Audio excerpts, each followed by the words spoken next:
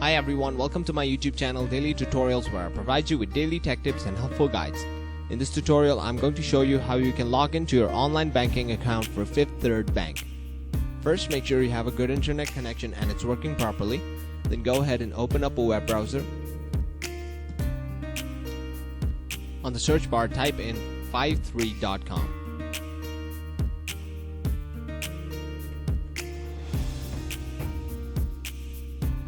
Now once you land on this page, click on the option that says Login, and then choose Online Banking, and then type in your user ID here. If you want the website to remember your user ID, click on Save, and type in your password here, then lastly click on Login. Once you click on Login, you should be successfully logged into your online banking account for Fifth Third Bank. That is it. Thank you very much for watching this video. Be sure to leave a like, share this video, and subscribe to our channel for more helpful guides just like this.